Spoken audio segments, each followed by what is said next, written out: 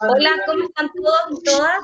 En nombre de la Fundación Proyecto Memoria les quiero dar la bienvenida a compartir en este espacio que son puras mujeres. Así que decidimos llamar a este espacio Almorzar para compartir memorias, para compartir aprendizajes, para compartir relatos. Hoy día estamos junto a Bernarda Ucapán, ambas estamos en Valdivia, y tenemos a 3 mujeres sobrevivientes de distintos episodios que han marcado la historia chilena. Tenemos a Faustina y a Zulema Lancapichún, 2 hermanas que para el año 1960 vivieron el terremoto y tsunami en Corral, desde la localidad desde donde hoy día ellas se conectan. Y también estamos con Ana María Badilla, quien es sobreviviente del tsunami y terremoto que afectó las costas chilenas el 27 de febrero del 2010. Queremos agradecer la presencia de estas tremendas mujeres y contarles por qué desde la Fundación que quisimos realizar este bloque pensado en mujeres. Quiero aprovechar de mencionar también los agradecimientos para la Seremi de Cultura de la región de Los Ríos, quien ha colaborado para que este encuentro sea posible. Pensamos en hacer este bloque para mujeres porque en general los relatos de las mujeres, las vivencias de las mujeres en desastres pasa desapercibido. Y queríamos dar este espacio para poder relevar los testimonios, para dar cuenta de lo importante que es el rol que jugamos las mujeres, tanto en los minutos de la emergencia, los días post-emergencia y en los procesos de reconstrucción. También quisimos llamar a este espacio para hablar de las ollas comunes. Las ollas comunes, hoy día que lamentablemente se han proliferado por el país, porque las ollas comunes son sinónimo de cuando surgen momentos de crisis y cuando hay hambre. Y hoy día estamos viviendo también un desastre de otro tipo, un desastre lento, que está generando cesantía, que está generando hambre. Y hoy día esa organización comunitaria que se activa en las redes de solidaridad están ayudando a enfrentar esa crisis. Y por eso queremos también invitar a nuestras sobrevivientes, a nuestras mujeres que hoy nos acompañan, a que nos cuenten de eso. Pero primero quiero dejarlos con Bernarda Ucapán, antropóloga, quien nos va a contar un poquitito más del sentido de las ollas comunes. Hola, Bernarda. Hola Magdalena, hola señora Zulema, ¿cómo están? Señora Ana María, señora Faustina, ya nos habíamos saludado antes, pero nos volvemos a saludar ahora en vivo. Sí, yo solamente quiero hacerlo brevemente, contextualizar un poco lo que tiene que ver con las ollas comunes, porque lo importante, así como lo decía Magdalena, es la conversación que queremos tener con ustedes tres, como para relevar un poco su historia y la organización de mujeres en torno a la alimentación, pero también en torno al abastecimiento en época de post-terremoto. Entonces, solamente comentarles que así como lo decía Magdalena, las ollas comunes son un tipo de respuesta, y siempre lo han sido, ¿no? Una respuesta de los sectores populares para enfrentar el hambre. Y generalmente han sido siempre lideradas por mujeres, si bien hay hombres, digamos, básicamente la organización es una organización femenina. Las ollas comunes las ollas comunes existen por lo menos documentados desde la década del 30, y generalmente se fueron dando como en épocas de crisis económicas, pero también cuando había huelgas, por ejemplo, o tomas de terreno. Pero una vez que la crisis económica o la huelga o la olla común, o sea, la toma de terreno terminaba, se deshacían las ollas comunes porque eran como para dar subsistencia a las personas que estaban en movilización en torno a la alimentación. Pero fueron mutando y fueron transformándose en la época de la dictadura. Las ollas comunes van a ser más que solamente un espacio transitorio, van a ser de larga data porque sobrevivieron las personas que vivieron durante dictadura, muchos de los sectores populares sobrevivieron en torno a las ollas comunes durante toda la época de dictadura. Entonces, en esa época se fueron transformando desde un espacio, como le decía, transitorio, a un tipo de organización social más estructurada. estructuradas porque tenían que tener, había un liderazgo de por medio, había un tipo de organización, tenía que haber recursos humanos como las personas que se abastecían para la olla común, había también que tener espacios como lugares donde la olla común se iba a instalar, entonces alguien le tenía que prestar el espacio, generalmente era de un, no sé, de las iglesias o de alguna entidad comunitaria que les pasaba el espacio para formar la olla común. Eh, Algunas veces, por ejemplo, en las ollas comunes también se organizaron con otras ollas comunes de otros sectores y más como cercano ya a nuestro tiempo, las ollas comunes incluso tuvieron coordinaciones a nivel nacional. Entonces son un tipo de organización femenina que no está muy documentada en la época del post-terremoto o en época de terremoto, y por eso es que de alguna forma nosotros quisimos preguntarle a ustedes cómo lo vivieron, cómo transitaron este proceso de sobrevivencia en torno a la alimentación, eh, en los respectivos hitos que les tocó vivir. Entonces, para no matar más lata, digamos, en torno a esto, quisiéramos comentar inmediatamente, digamos, a sus experiencias. Y si pudiésemos partir con la señora Zulema y la señora Faustina, digamos, cómo lo vivieron durante el terremoto, la sobrevivencia en los días posteriores, en Corral o donde estuviesen. Yo simplemente les dejo la palabra para que nos pudiesen conversar sobre eso. Ya, lo que empezó fue el movimiento del terremoto. Y ahí nos asustamos mucho. Y arrancamos para los cerros. Y nosotros vivíamos en orilla de costanera del mar. Habían 3 familias y se fueron las casas. Y después lo subimos al cerro y las casas después, cuando la ola vino, la ola grandota esa que vino, y se fueron las casas así para allá. Nosotros la veíamos de ahí donde íbamos subiendo, para el cerro, como se iban las casas para afuera del mar, y después volvía una mar más grande y las traía así para adentro, las traía y las dejaba por ahí a la rinconada de Corral Bajo. Ahí llegaba. Y se hacían pedazos así, chocaban unas con otras.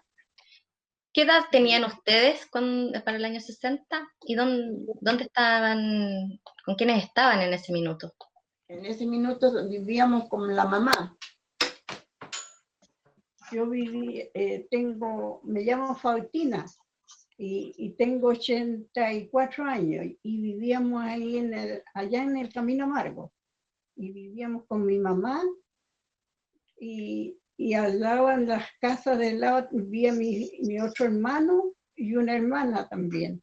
En la misma dirección de las casas que se fueron. 3 familias. Y ahí vivían ellos con sus hijos y todo, y nosotros después, cuando vino la marejada, la primera marejada, esto venía no muy fuerte, venía más lento, y después cuando la segunda, eso ya uno se llevó todas las casas. Se caían en la calle porque no se sostenía, andaba así, tenía que ir sujetándose y venían esas mares inmensas, pero así como arrollando para adentro, y los barcos esos grandes que quedaron hundidos los andaba trayendo igual que unos juguetes así encima del... Pasaron encima donde nosotros vivíamos en la calle, por ahí pasaron y después uno quedó hundido ahí en la mitad de la bahía, el Carlos Acerbe, y el Canelo ese lo llevó para allá para arriba por todo el mar, se fue y quedó allá al frente de la Isla del Rey, en Carbonero. Ahí quedó el otro, el Canelo. ¿Y ustedes cómo se resguardaron, Zulema? ¿Qué recuerdan? ¿Dónde se protegieron? ¿Dónde se refugiaron? Subimos a los cerros. Es que nosotros no sabíamos nada de terremoto ni maremoto, entonces andábamos ahí mirando. Y de repente venía un caballero y gritó, venía gritando y dijo, hay que subir para los cerros porque va a salir el mar. Y entonces ahí empezamos a subir para los cerros, para arriba, escalando para arriba para los cerros, para poderlos salvar todos. Y mirando todo lo que pasaba. Y ahí los fuimos para arriba para los cerros hasta que llegamos a una parte del Cerro a la Marina. Después de ahí los fuimos para allá, para donde hay unos eucaliptos, para poder atravesar para acá, para Corral Alto, pero por el monte. Pero fue al otro día. Al otro día, y ahí arriba en esa parte, ahí alojamos pues todo, pero andaba harta gente de las que se subían para arriba para los cerros. La gente lloraba, allá en qué hacer, desesperada igual que todos. Y ahí en el medio del mar, de repente se levantó una cosa así como un volcán, como que Era que había explotado algo como un volcán. Y era con barro, con arena, con todo, y ahí vinieron esas inmensas olas arrollando para adentro de la bahía. Y en una de esas el mar quedó seco y se veía el fondo del mar, puro barro negro. Yo pensaba de que era el fin del mundo y llorábamos y nos daba pena porque habíamos perdido todo, estábamos llorando arriba en los cerros, mirando todo para abajo. Milagro de Dios que lo salvara. Y también cuando empezó el terremoto, uno de mis hermanos dijo, hay que salvarlos en el bote. Empezó a tirar el bote para salvarlos, pues, y no pudo hasta llegar el bote porque la madre se lo estaba llevando. Y con que lo subimos a los botes morimos todos ahí, porque no, cuando lo íbamos a salvar ahí, porque otros vecinos de los lados se subieron a los botes y murieron todos. ¿Y cuánto tiempo estuvieron, señora Zulema, señora Faustina, en el cerro? Una noche Una noche, ya. Sí, y luego de eso, ¿cómo lo hicieron? ¿Como para alimentarse, como para sobrevivir con la familia? Porque me imagino que ustedes tienen más hermanos, tenían más hermanas. Andábamos todos reunidos, todos juntos. Familia. Entonces, cuando ya pasó al otro día, buscamos para pasar para el otro lado del Corral Alto, porque estábamos en el cerro, estábamos en Amargo. En el Cerro de la Marina arriba. Entonces, para atravesar tuvimos que pasar Corral Bajo, donde estaba todo destruido, se había llevado todo un Corral Bajo. Y pasamos entre medio de todos esos escombros. Y pasábamos rapidito porque pensando que iba a venir otra vez la mar. Pero pasamos volando casi. Y toda la familia. Pues. Y llegamos acá al Cerro Milagro. Y ahí en una parte los metimos por un barranco porque no había muchas casas. Y los subimos para una quinta que habían de una señora, y había una casa de su papá ahí. Y esa gente nos dieron hospedaje a todos los que andamos. Y ahí tuvimos cuántas noches tuvimos. Alojamos varias noches ahí. Y ahí empezaron la gente a llevarlos cosas para comer así, para tener para el día. Pero no teníamos frazas ni nada, esas cosas así, con lo que andamos, ¿no? Y después ya empezaron a llegar ayudas de otras partes y ahí los daban. Y ahí teníamos que hacer las camas en las casas esas, todos en el piso, ahí, todos durmiendo botados en el piso. Y siguió temblando.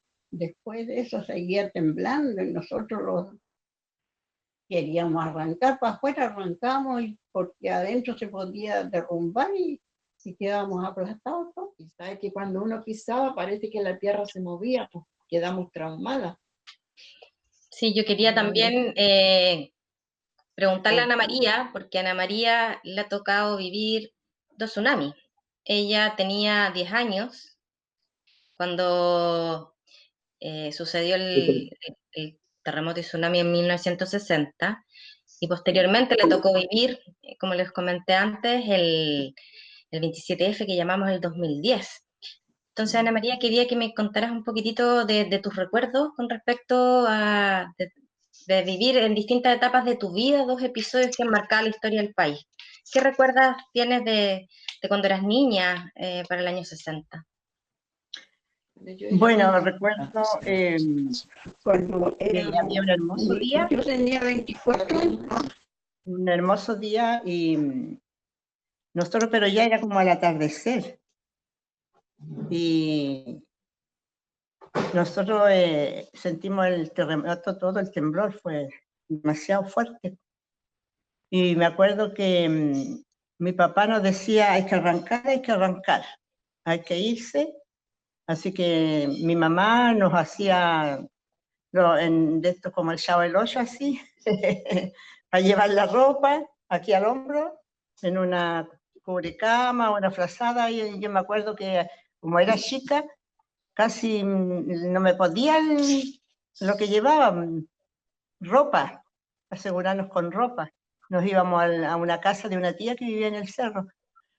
Pero yo lo que más recuerdo es el mar seco, como escuchaba ahí a la señora, y la gente toda iba a las rocas a mariscar, porque antes aquí había un lugar de mucho marisco, demasiado loco, pibre, cholga, todo eso. Entonces los locos se veían en las rocas pegados, la gente partía porque igual éramos ignorantes, no teníamos idea de lo que podía suceder, que el mar iba a subir así de un momento a otro. Pero como que el mar les dio la oportunidad de sacar el marisco, todos subieron arriba y empezó a subir el mar, pero muy lento, no hubieron olas, nada. Muy lento y llegó como al borde de las casas, así, como diciendo, no voy a subir más. Y así estaba, sube y baja, sube y baja. Pero, como te digo, no fue como un daño así material o que haya llegado a las casas, no, nada. Eso es lo que más recuerdo yo, estar arriba en el cerro mirando el mar. A diferencia de lo que pasó el 27 de febrero del 2010. No, pues ahí ya la cosa fue diferente. Ahí ya, de repente me da hasta miedo de contar porque yo pensé que se acababa el mundo. Dije, qué atroz. Pero me quedé sentada en la cama. Me quedé sentada y como yo vivo aquí a 3 metros del mar. Estoy separada por un muro. Así que me senté a mirar porque de mi ventana se ve todo y miraba un paisaje, pero así como horrendo, así extraño, el mar así con remolinos, como un velo así de niebla que lo cubría, y como lejos de acá se veía como algo rojo así, pero era tenebroso, me quedé parada en la ventana mirando. Pero en ese momento, ya cuando ya quiso como parar, siento a mis vecinos que me dicen, vecina, baje, porque va a venir un tsunami. Y yo le dije, ¿un tsunami? Y le dije yo, ya, así tranquila. No asumía lo que estaba viviendo. Ya de ahí, lo único que tenía puesto en mi cama era mi bata de levantarme, porque no usaba pijama ni nada. Entonces me puse la pura bata, menos mal que era gruesa, y encontré ahí un zapato de uno, un zapato de otro. Y salí, bajé, pero aquí dio como 25 minutos más o menos cuando llegó la ola. Y yo bajé y de repente iba casi a la mitad del camino y me devolví. Le dije, chiquillos, me voy a devolver porque no dejé la puerta abierta, me van a entrar a robar, así que voy a cerrar la puerta. Y no me dejaron. Y quedaron mis perritos chiquititos que tenía ahí. Y esa era la pena más grande que tenía yo. Pero como yo tengo un problema físico, yo tengo una polio, no nací, sino que me dio después una poliomielitis, en la cual a mí me impide hacer mi vida normal, o sea, correr, ese tipo de cosas, ¿ya? Y le dije a la chiquilla, ya venía como el mar ya estaba recogido todo, ya venía como la ola, pero dije, corran ustedes nomás, le dije, sálvense ustedes porque ustedes son jóvenes, tienen hijos, y yo soy sola, así que no se preocupen por mí. Así que ya ellas corrieron todo, pues yo quedé como solita, me fui, porque este es como la Caleta es como una calle sola, una calle recta, sí. No es una gran, como te dijera yo, como una gran ciudad, sí, sino que es un borde costero, ¿ya? Una costanera. Pero sí hay, hacia adentro hay otra calle donde hay una población más que se llama Maryland. Entonces, cuando yo ya iba llegando a un paradero ahí, me quedé sola y ya la gente toda había oído al cerro. Todos fueron con el terremoto, se fueron caminando. Y en eso llega un coche, un auto, y me tiran arriba. Me dicen, Anita, súbete, me dice, ¿cómo te vaya a quedar aquí? Y me dijo, es que yo no puedo correr, le dije, ¿qué voy a hacer? No alcanzo a llegar. Así que me tiraron arriba y ya, y me tiraron, me subí y nos fuimos hacia el cerro. Entonces, para llegar al cerro hay que cruzar toda la calle. Y ya nos queda poco para subir cuando viene la primera ola y nos toca la primera ola con el auto. Nos balanceó todo.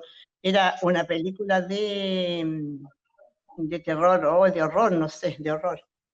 Y yo le gritaba, le decía, chofer, por favor, le decía, corra, dele, nomás, dele, no pare. Porque había un coche adelante y yo le decía que lo chocara, nomás que lo chocara para pasar, porque lo íbamos a ir con el mar. Así que ya felizmente logramos salvarnos. La primera ola la vi yo, pero la segunda fue la que destrozó. Cuando estábamos arriba en el cerro escuchábamos un ruido horroroso de sonido, quebrazón, cuánta cosa más terrible que se escuchaba. Era algo inexplicable. Y entonces enseguida alcanzamos a subir, pero más atrás hubieron 2 autos más que los dio vuelta al mar, que venían detrás de nosotros, que nos alcanzaron, pero felizmente tampoco se los llevó el mar, habían niños, todos, y alcanzaron antes que viniera la segunda ola, alcanzaron también a salvarse, pero aquí como es una caleta, el mar destrozó todo lo que era la costanera. Las casas que estaban al fondo no alcanzó a llegar el mar. Entonces se destruyó la costanera nada más. Y yo estaba señora sola, Ana María, porque yo vivo sola. Gracias, señora Ana María. ¿Le parece que continuamos con la historia más ratito? Porque queremos como también consultarle a la señora Zulema y a la señora Faustina sobre porque ellas estaban comentando recién cuando nos estábamos conversando que llega la ayuda extranjera durante el terremoto de 1960. Entonces, sí, acá también. Sí, entonces queríamos consultarle a la señora Zulema y a la señora Faustina cómo lo vieron, cómo llegó esa ayuda extranjera, cuántos días después llegaron y cómo lo hicieron con el tema de la alimentación, que es como el tema que nos convoca hoy, como para que conversemos. Señora Zulema, usted que nos cuente. Llegó a Corral y entonces ahí después teníamos que hacer cola para que lo dieran las cosas, hacer fila. A través de los barcos llegaban a Corral las cosas. De todas partes de todas partes el extranjero más ayuda. Más porque después daban de esas colchonetas, daban frazadas, daban cosas de loza, de olla, de todas esas cosas para poder hacer las cosas. Para poderlos alimentar después. Y también llegaba ayuda de cosas para comer, porque no hubieron ollas comunes, se cocinaba uno en las casas nomás, porque después andábamos de una casa en otra pidiendo a dónde los podíamos quedar, porque en algunas casas ya no entrábamos todos. Así que andábamos por ahí en varias partes, hasta que después llegamos acá al Cerro Milagro. Quedamos definitivos. quedamos por acá en el Cerro Milagro. Ya lo comandaba también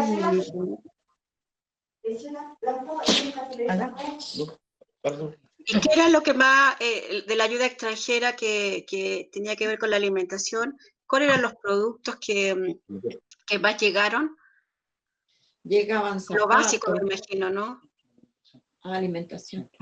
las cosas de todas cosas, Sí. de harina, de todo lo que Ujú. Para para comer. alimentarse. Sí, Arroz, llegaba de todo. harina. ¿Y cómo se Idea. informaban de lo que estaba pasando en el resto de Chile y también de cómo se informaban de que habían llegado estos cargamentos con ayuda solidaria en ese minuto? ¿Era boca a boca? ¿Estaba activa la radio? ¿Qué recuerdos tienen? No entendí. ¿Quién avisaba de las cosas cuando yo? Las repartían acá, pues, Llegaban a la a compañía la de bomberos. compañía. Ahí bomberos. repartían las cosas. Y en las Sí, municipalidades también llegaban, porque por Casi ahí no en me todas recuerdo partes mucho ahí. llegaban las cosas y uno iba a buscar cosas ahí donde Lo estaban daban de repartiendo. todas cosas. ujú. Lo que llegaba se repartía. Sí, Y ahí ustedes también recibieron, porque la gente de Corral Bajo subió a los cerros y ustedes ahí también estuvieron junto a vecinos, o sea, se activó también de cierto modo en las casas recibir esta alimentación, pero también de compartir con las personas que habían sido afectadas en Corral Bajo. ¿Cómo fue eso? Con todo. Sí. Lo que tenía uno se lo repartía con Sí. los demás. Entre todas las personas que andábamos en las casas, se repartía y se hacían cosas y con todos comíamos las cosas. Y Ya La era- familia, todas La reunidas. mamá de ustedes era la que o las vecinas, las tías, ¿qué rol tenían? ¿Coordinaron ellas la ayuda? ¿Cómo se coordinaban para el cuidado de los niños? ¿Qué recordáis de eso? Entre todos los ayudábamos unos con otros. Porque andábamos hartas personas y hartas también personas. no eran familia otras personas las que andaban. Así todos juntos hacían la comida y ahí todos comíamos reunidos en esas casas. Pero andábamos en las casas, ¿no? Por ahí donde los daban hospedaje, todos ellos quedaban. Ujú. ¿Y cuánto tiempo anduvieron de esa forma? ¿Cuánto tiempo pasó antes que se pudieran asentar en un lugar?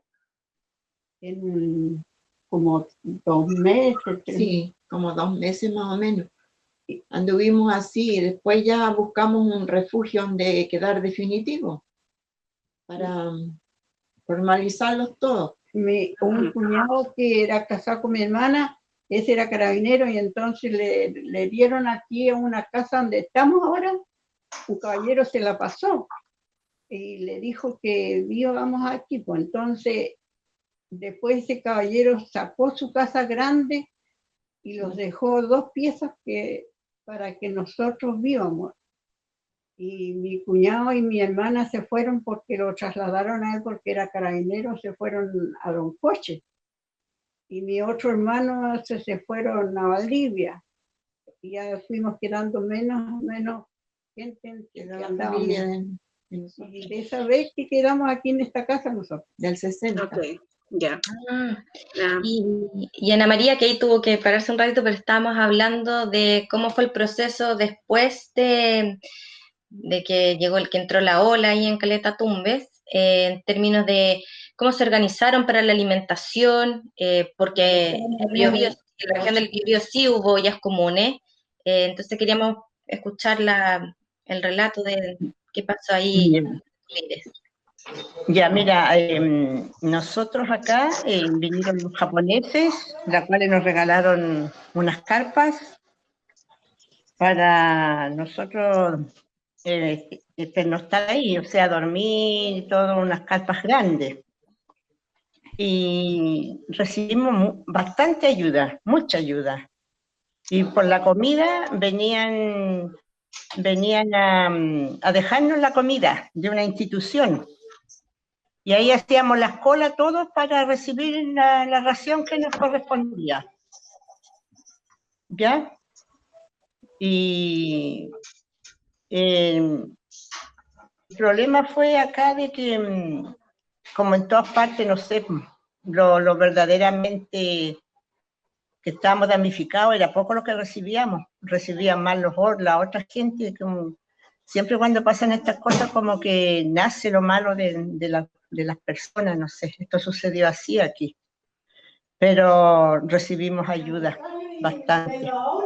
Para mí fue una experiencia, bueno, bastante dolorosa el no tener tu casa y estar durmiendo en una carpa, todo, pero después felizmente un joven que tenía una casa en Tumbes me la pasó, me la prestó, así que viví 3 años y medio a ellos en una casa que me pasaron. Pero, como te digo, la ayuda fue bastante. Y ahí, ¿cómo fue el rol de las mujeres? Porque siempre tenemos asociado el rol del cuidado, de la organización. Ahí, ¿qué rol jugaste tú? ¿O si hubo organización también entre las vecinas? Sí. Sí, las mujeres sí se organizaron ellos. Había la junta de vecinos, que estaba casi compuesta por mujeres más que nada. Un solo varón, ellos son los que organizaban todo. Yo solamente me llamaban para cuando tenía que recibir algo y fue todo bien organizado. Señora Ana María, ¿y hay una diferencia entre lo que usted vivió en el terremoto de 2010 en relación, digamos, a esto que estábamos conversando sobre la alimentación, con lo que se acuerda del terremoto de 1960?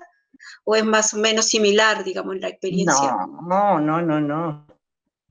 No, el del 2010 no, fue tremendo, no hay diferencia. El del No, terremoto.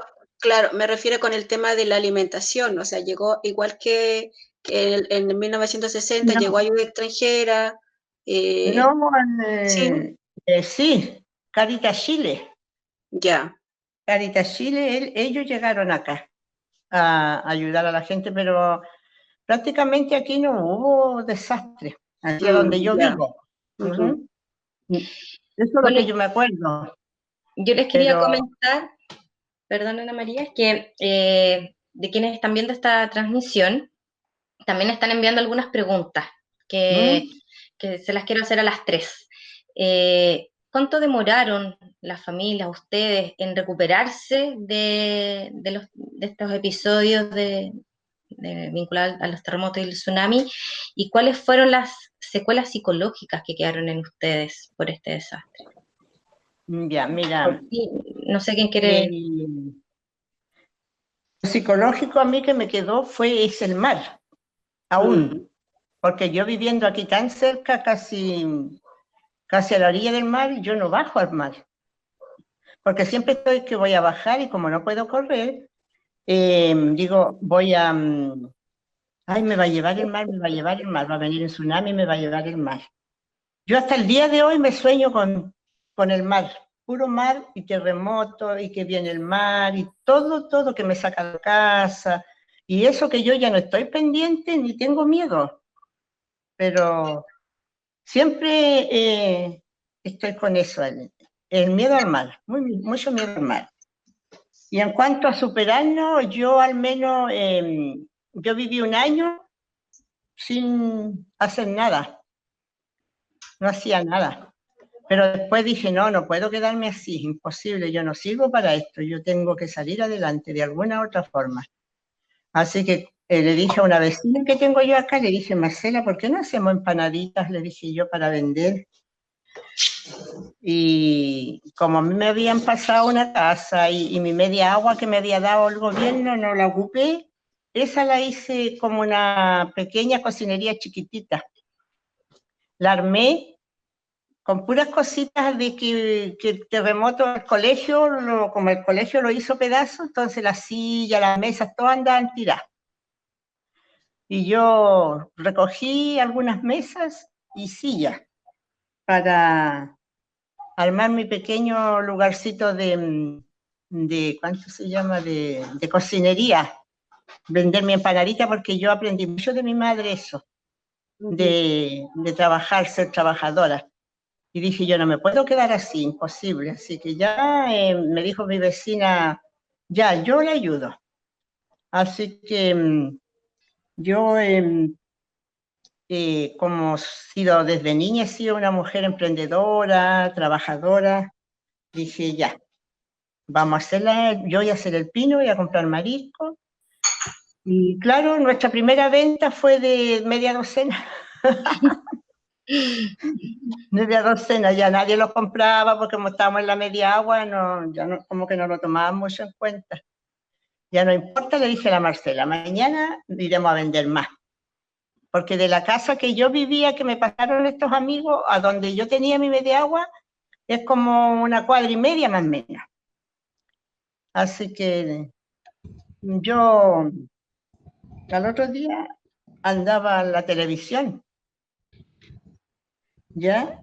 Y me hicieron una entrevista a mí, entonces yo lo único que le pedí fue que a la gente que yo quería que me vinieran a comprar mi empanadita para poder yo reconstruir mi casa, que lo único que quería era eso, yo no pedía nada más, que vinieran a comprar mi mercadería, que vinieran a probar mi empanada. Y claro, entonces ya se hizo público. Al final me hice importante a nivel nacional. Hasta ese extremo he llegado con mi empanada. Hicieron furor mi empanada. Qué bien, Y así fui saliendo yo. Ya dije yo, ya vendimos una docena, después ya no hallamos cómo hacerlo porque venía tanta gente, mucha gente a comprar. Y gracias a Dios me fue muy bien. Y de ahí ya hasta el día de hoy que estoy con mi local grande, hermoso, y trabajando aún, no he cambiado la calidad, nada, todo sigue igual. Así que viene mucha gente, ha sido una bendición para mí. Por eso que yo decía que las cosas siempre sucedían por algo, porque yo antes tenía mi taller de moda, era modista. Y el mar llevó todo mi taller, todo, perdí mucho. Y de ahí cambié a cocinera. Claro. Sí. Así que aquí estoy ahora, felizmente trabajando. Claro, ahora estamos mal porque con esta pandemia que igual nos ha hecho bastante daño porque tenemos bastante que cancelar. Todo lo que yo he hecho, lo he hecho con mis propios, ¿cómo se llama? Mis propias manos, con nuestro esfuerzo, y hemos pedido préstamos en el banco que nos han apoyado.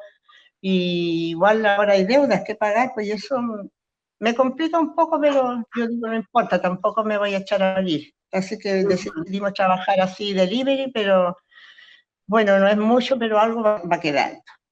bien. Bueno, yo le digo a la gente que no, a ninguno que se eche a morir, que siempre piense en positivo, porque siempre la vida nos da otra oportunidad. Sí. Gracias, señora Ana María. Ya vamos a pasar el dato al final para que vayan, para que le pidan, digamos, esa rica empanada, me imagino. Se llama Punta Norte. Ya. Queríamos preguntarle, hacer la misma pregunta que estaba en el chat a la señora Zulema y a la señora Faustina con respecto a la recuperación, digamos, o el impacto, o sea, el impacto que tuvo para ustedes el terremoto y cómo se recuperaron. Mucho miedo.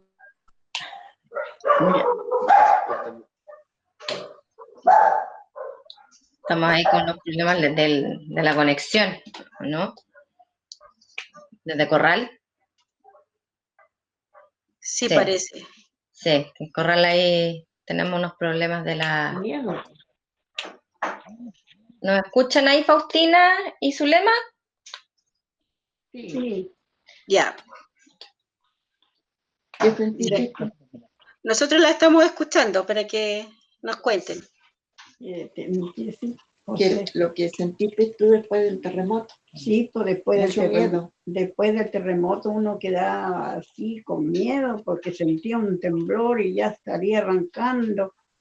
Y estuvo mucho tiempo, estuvo temblando, harto tiempo. Y y nosotros después teníamos que hacer empeño de trabajar por ahí para poder sobrevivir, porque nosotros no teníamos sueldos ni nada, porque vivíamos con mi mamá nomás. Pero teníamos un hermano que navegaba en los mismos barcos que se hundieron acá, y ese los ayudaba. Después los ayudaba, los mandaba cosas. Cuando llegaban acá al puerto, él les traía de todo. Nos mandaba plata, así que ahí sobrevivimos. Y nosotros después teníamos que juntar, porque un caballero nos dijo que podíamos imponer independiente para poder tener un sueldo después más adelante. Y tuvimos que trabajamos para poder tener la plata para juntar, para ir a depositar a Valdivia para tener una pensión después. Y gracias a Dios ahora que eso hacerlo, algo de pensión. Teníamos que trabajar duro en eso. Trabajamos de allá de la Isla del Rey, porque nosotros éramos de allá.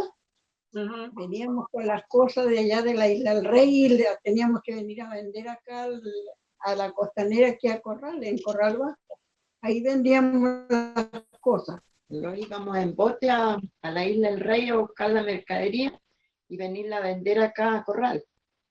Claro. Para poder tener algo. Para juntar también, para pagar las imposiciones. Como éramos independientes, teníamos que hacer todo eso. Y ahí salimos adelante. Sí, pues. Y así salimos adelante, y ahora con esa pensión vivimos nosotros. Porque siempre hemos trabajado solas así nomás, porque no teníamos de otra manera nada. Somos solteras, no somos casadas. Y también, ayuda. Y también trabajamos en artesanía, porque somos artesanas. Trabajamos en lana, haciendo tejido, en lana de lana cruda. Lana cruda. En todas lanas tejidas. Por ahí también pasan el dato también para que sepan que tienen ahí tejido disponible. Yo les quiero contar que estamos terminando esta conversación. Les quiero agradecer a todas sus testimonios, la confianza, porque son historias de mujeres trabajadoras, de mujeres resilientes, y hoy día que estamos viviendo tiempos bastante complejos, estamos cruzados por esta pandemia, son momentos en que tenemos que desarrollar la resiliencia, y es súper importante escuchar los testimonios de ustedes, porque es un aprendizaje. Rescatar ese aprendizaje nos sirve para poder también proyectarnos y ver que a veces hay que plantearse cómo partir de nuevo, y que se puede. Así que yo les quiero agradecer muchísimo por su tiempo. También quiero agradecer a Bernarda, y por supuesto a toda la gente que se conectó esta tarde para compartir este espacio y mantener la memoria activa. Así que sí, Ana María. Magdalena, es que mira, quiero decir una breve que yo tuve la oportunidad también el año pasado, en octubre, nos hicieron una invitación a compartir con unas japonesas. Yo fui a Japón, nos invitaron a compartir esta misma experiencia que estamos ahora conversando contigo, también a compartir con 3 japonesas que vivieron el tsunami del 2011, ellos, que fue al año después. Quizás te recuerdas tú de ese terremoto. Por supuesto. Sí, fuimos a la ciudad misma, toda la ciudad que desapareció, que fue, eso sí que fue lo de nosotros prácticamente, bueno, parecido al del 60, fue allá en Japón en lo que sucedió. Y así que todo eso también me dio la oportunidad de ir allá, que eso jamás uno lo va a pensar que va a ir así, por así nada más. Entonces también ha sido como una experiencia hermosa lo que yo he vivido después del tsunami. Bueno, y hay que comentar que esa experiencia que vivió Ana María de intercambio de recuerdos con mujeres japonesas está plasmado en un documental que se llama Tsunami Ladies. Tsunami Ladies, sí. También para que estén pendientes ahí para poder buscarlo. Así que bueno, Me despido, las despido y los invito a todos a seguir en esta web de 1960, La Memoria Salva Vidas. Gracias. Ya. Muchas gracias, Muchas Daniela, gracias. por darnos la Gracias, que estén oportunidad. bien. Gracias. A 60 años de uno de los desastres naturales más grandes de todo el mundo y dolorosa tragedia nacional, quiero enviar un saludo muy cariñoso a la comunidad de la región de Los Ríos. Más ahora que como país y como humanidad nos enfrentamos a otro momento que nos obliga a ser más conscientes y solidarios. Recordar esta fecha representa un llamado a la reflexión profunda, a mantener viva la memoria de un episodio que marcó la historia de nuestro país y del cual podemos aprender sobre resiliencia, sobre solidaridad y también sobre cooperación. Los invito entonces a sumarse a este llamado y participar en las actividades virtuales que nuestra institución ha preparado con cariño, con imaginación y rigor junto a otros agentes culturales de la región.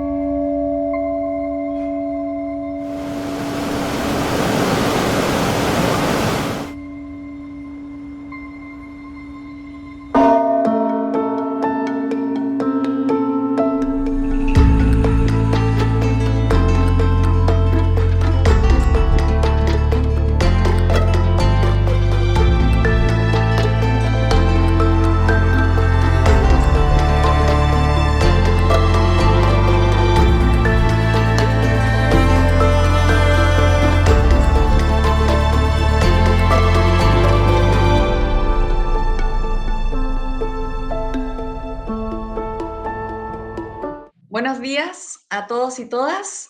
Gracias por conectarse para prevenir. Este es un espacio de encuentro donde conversamos sobre el cine y el terremoto a través de la proyección del corto documental 9-5 de su director Tomás Arcos y productor Carlos Tampe, que los tenemos acá presentes en las pantallas.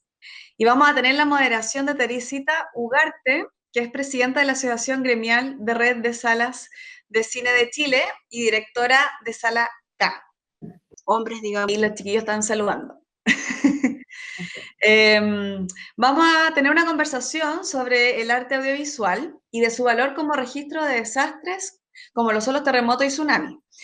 Entendemos que los archivos son fuentes para la historia y que documentar nos permite reconstruir un acontecimiento, por mínimo que sea, reproducir el contexto en el que se produjo y capturar la esencia de su tiempo para las próximas generaciones. Es por eso que nosotros creemos que los archivos y los registros obtenidos son fruto de este encuentro y van a ser entregados al Archivo Nacional para dejar testimonio documental de un hecho histórico que debe permanecer en la memoria. Estos archivos también refiriéndonos a todos los insumos que estamos recogiendo para subir en la página web en la sección Archivos. Bien, antes de partir le voy a dar el pie, antes de darle el pie a Teresita para que inicie y modere este espacio de conversación, los invito a que veamos el tráiler del corto documental 9-5, que es sobre una mujer que se dedica a la repostería y que tras 56 años del cataclismo, y mientras prepara tortas de merengue y frambuesa, evoca un recuerdo muy profundo sobre el terremoto más grande de la historia de la humanidad. Entonces vamos a partir viendo el tráiler de este documental 9-5 para luego comenzar nuestra conversación.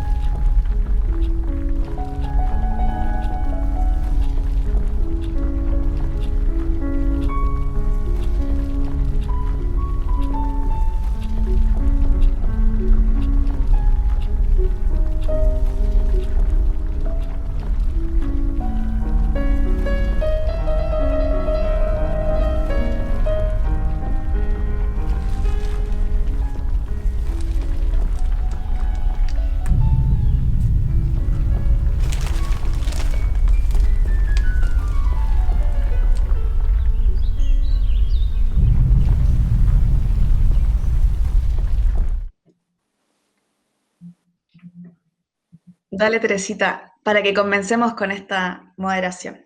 Ya, bueno, primero que todo, muchas gracias a todos los que se conectaron y muchas gracias a Fundación Proyecta Memoria por esta organización. Nos parece realmente hermoso estas actividades y que estemos reflexionando respecto a esto el día de hoy, en el aniversario, ¿cierto?, número 60 de este terremoto, el más grande de la humanidad. Contarles un poquito de la red de salas.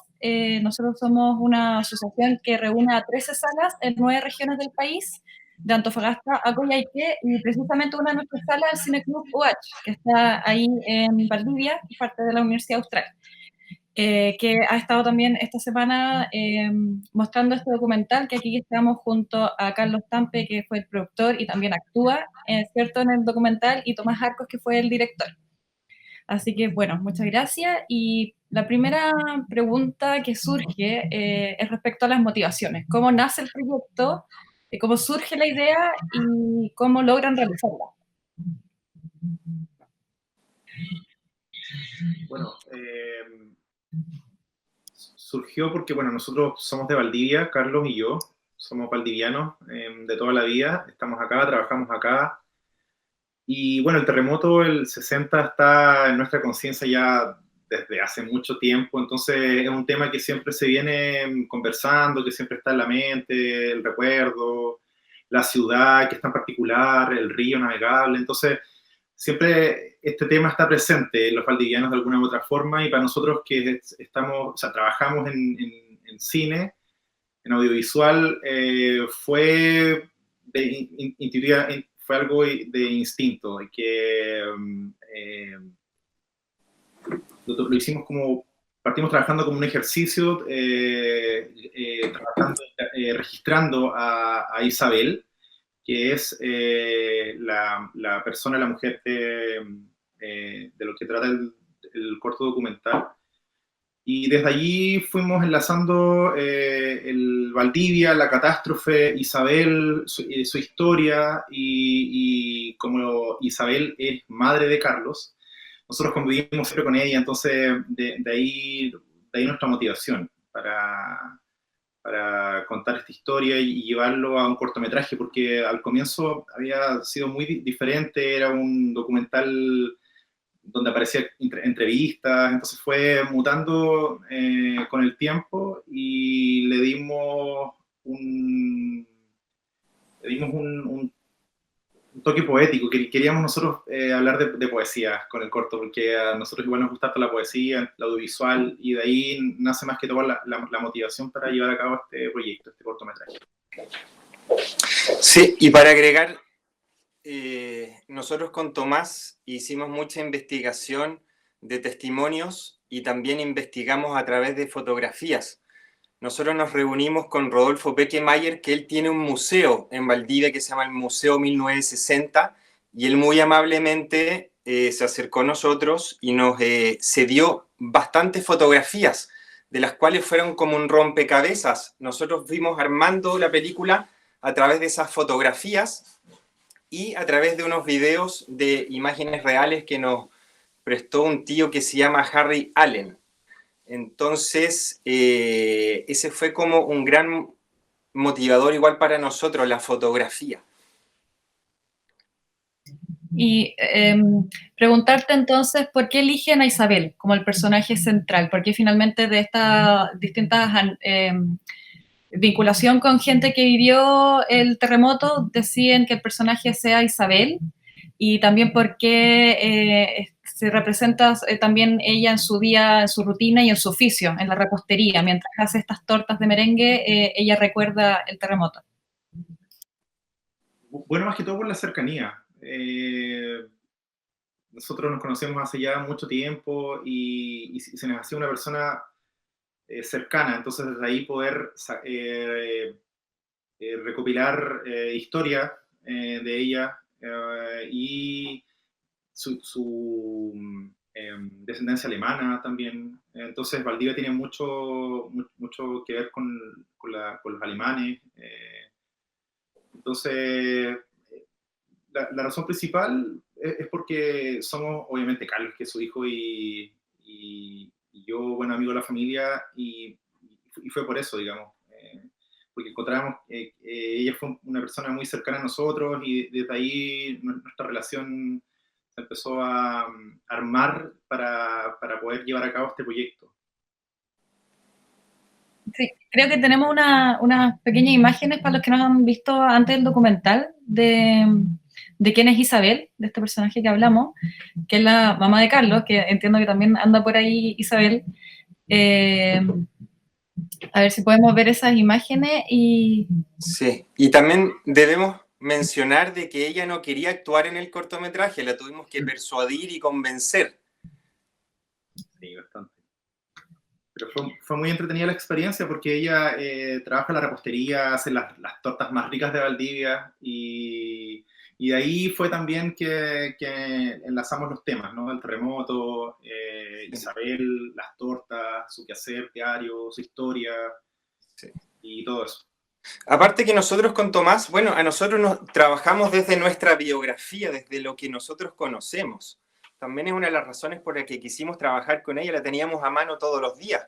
Nos juntamos todos los días y nos contaba su testimonio, de ella llegamos a varias personas más. Claro. Entonces, de alguna manera, fue como súper intenso trabajar con ella, porque estábamos todos los días sacando testimonios nuevos.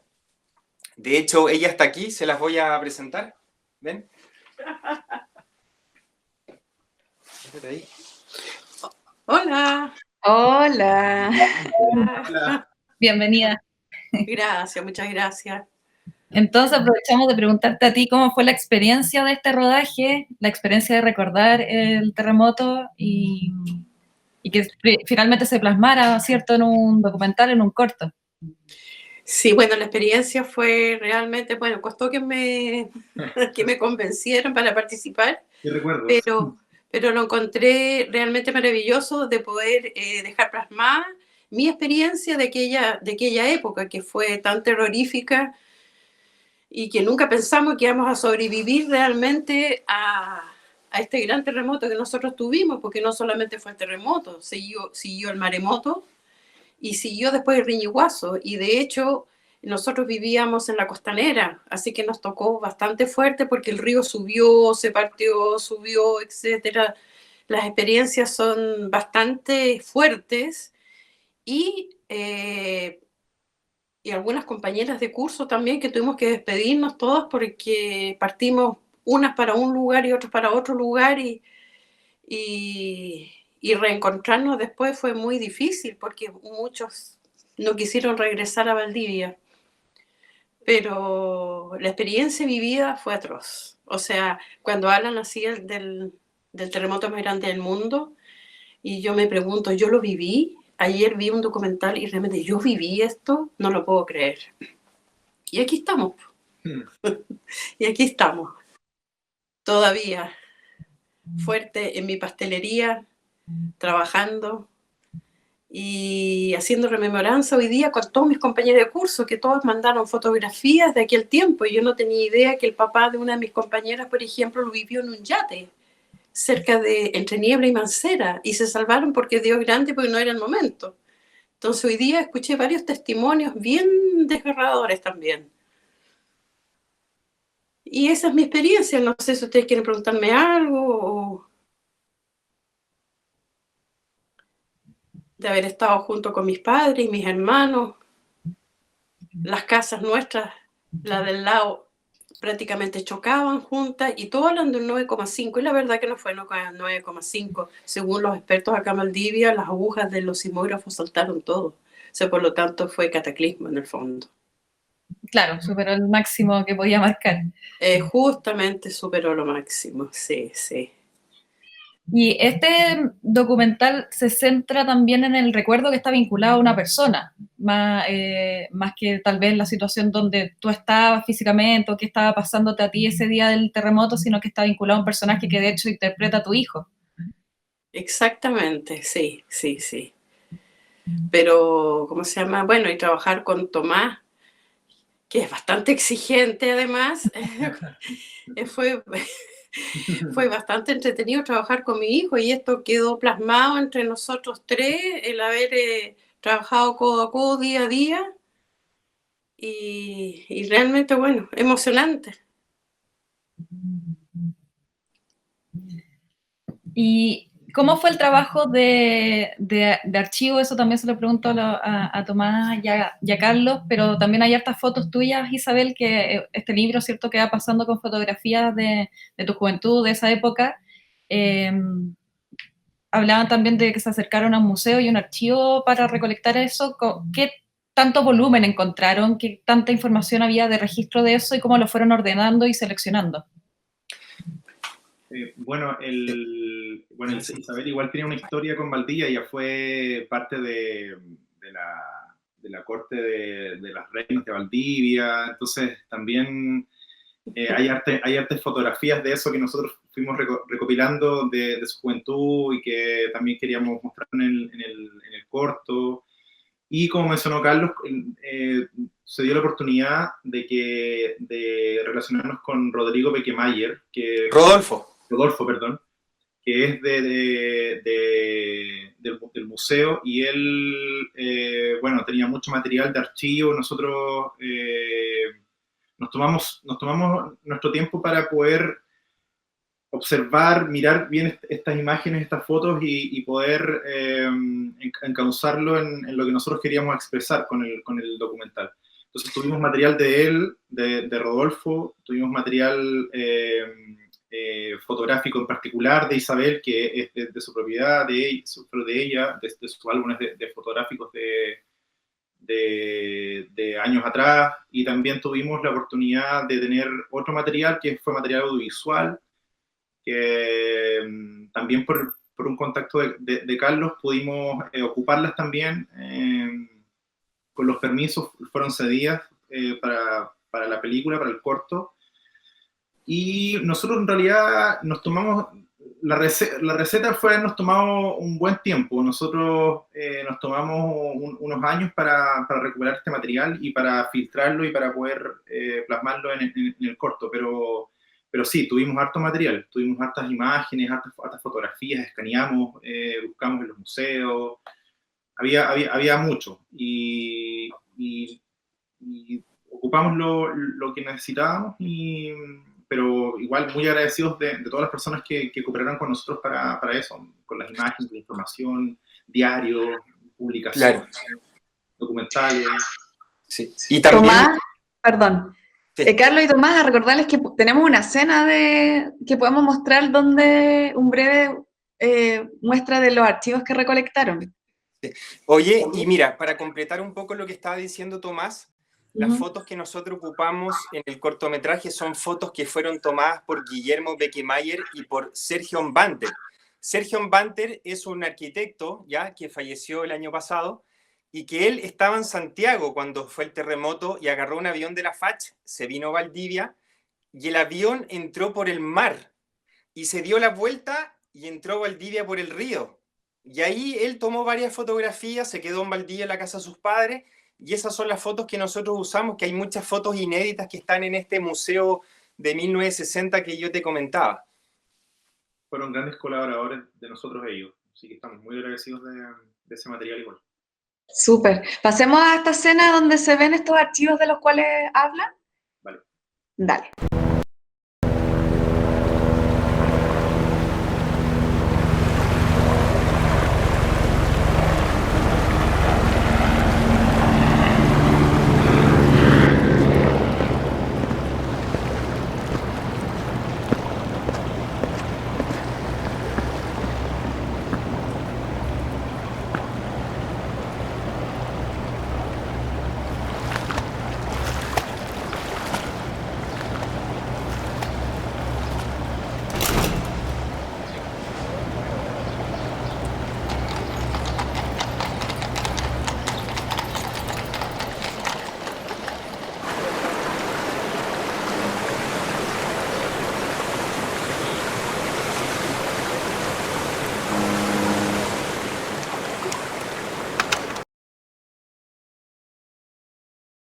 ¿Cómo se llama qué?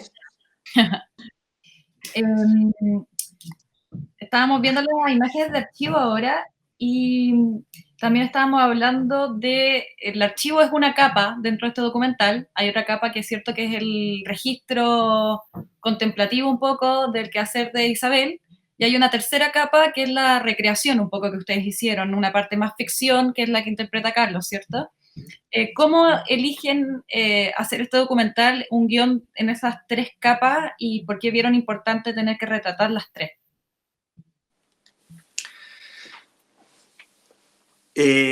Bueno, yo te puedo contar un poco sobre la creación de mi personaje.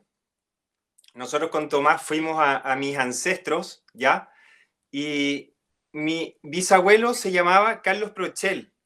Él era dueño del Fondo Isla Teja, ¿ya? Al otro lado del puente a mano derecha, que son 375 hectáreas, del cual él era un criador de animales y de vacunos, de ovejas, y también se criaban plantas, ¿ya? Plantas y árboles, y nosotros con Tomás hicimos el ejercicio de imaginarnos qué pasaba en ese fondo para el año 1960. ¿Quién estuvo ahí? Y ahí creamos este personaje que caminaba por este sendero justo a esa hora, y lo que nos llamaba la atención era cómo vivió ese horror esos 10 minutos de 9,5 grados Richter.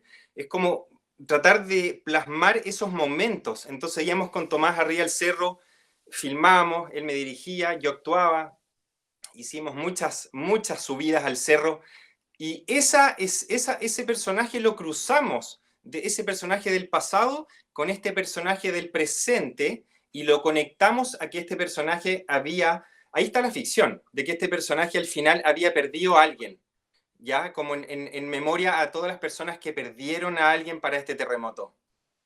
Entonces hicimos como esa cruza, ese tejido escénico del presente hacia el pasado. Investigamos igual la vestimenta, aparece Carlos con una boina muy de la época, entonces fue un ejercicio también artístico en ese sentido, así que fue harta investigación por todos los